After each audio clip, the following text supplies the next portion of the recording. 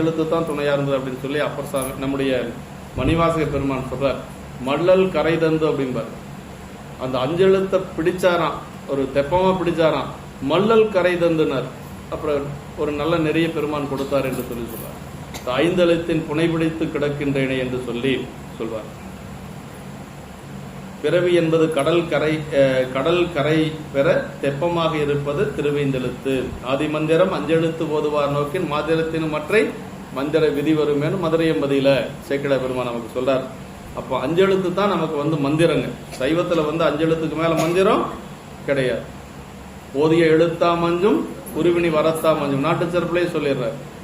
வீதிகள் விளைவினார்ப்பும் விரும்பின விருந்தினார்ப்பும் சாதிகள் நெறியில் தப்பா தனையரும் மனையில் தப்பா நீதிய புள்ளும் மாவும் நிலத்திரு புள்ளும் மாவும் ஓதிய எழுத்தா மஞ்சும் உருவினி வரத்தா மஞ்சும். அங்க இருக்கக்கூடிய சோழ நாட்டில் இருக்கக்கூடியவர்களுக்கு பிணியே கிடையாது. அதுக்கு என்ன காரணங்கிறத சொல்றாரு. அஞ்செழுத்த சொல்லிட்டே இருந்தாங்களா, அதனால பிணி வரல. ஓதிய எழுத்தா மஞ்சும் உருவினி வரத்தா மஞ்சும் அப்படின்னு சொல்லி சொல்றாரு. அது மாதிரி தலைத்த அஞ்செழுத்து ஓதினார் ஏறினார் தட்டில் அமர்நீதி நாயனாருடைய புராணத்துல ஞானசம்பந்த பெருமானுக்கு முத்து சிவிகை கொடுக்கின்ற பொழுதுதான் என்ன செய்யறாரு, அந்த சுத்தை அஞ்செழுத்த சொல்லி அதற்கு பிறகு பெருமானுடைய திருவருளாக நினைந்துதான் அதுல ஏறார். சோதி முத்தின் சிவிகை சூழ்ந்து பார் மீது வெண்ணீற்றொளி போற்றி நின்று ஆதியார் அருளாதலின் அஞ்செழுத்து ஓதி ஏறினார் உய்ய உலகலாம் என்று சொல்லி. அப்ப நம்முடைய அருளாளர்கள் எல்லாருமே அஞ்செழுத்த சொல்லித்தான். எந்த ஒரு தண்டியடிகள் நாயனார் அந்த குலத்திலே மூழ்குகின்ற பொழுது அஞ்செழுத்தை வாய்ந்த தொண்டர் எடுத்து ஓதி மணிநீர் வாவி மூழ்கினார்.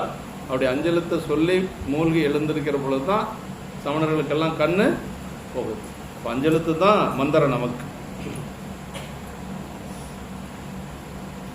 புகழ்ச்சோழ நாயனார் புராணத்துல அந்த எரிய வளமாக அந்த அடியாருடைய சடையிருந்த அந்த திருச்சடை இருந்த தலையை தங்க தாம்பாளத்துல வச்சு புகழ்ச்சோழ நாயனார் வளம் வருகின்ற பொழுது அஞ்செழுத்து சொல்லித்தான் வர்றார்.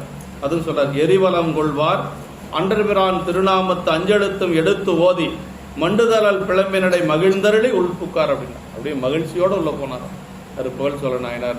அப்போ மகிழ்ச்சியோட போனார்னா இதுக்கு பெரிய சிவ அபராதம் நடந்துருச்சு, அதுக்கு ஒரு பிராயச்சத்தை நம்ம செய்யறோங்கிற அந்த மகிழ்ச்சியோட யாரோ படையில் இருந்தவர்கள் தான் அதை செய்து கொண்டு வந்திருக்கிறாங்க. ஆனால் ஒரு சின்ன சடை இருந்ததுனால ஒரு அடியாருக்கு தீங்கு விளைவித்தோம் என்று சொல்லி தன்னுடைய உயிரையே போக்கிக்க அவர் நினைக்கிறார். சிவ அபராதத்தை எப்படியாவது தீர்த்து கொள்ளணும் அப்படின்னு சொல்லி நினைக்கிறார்.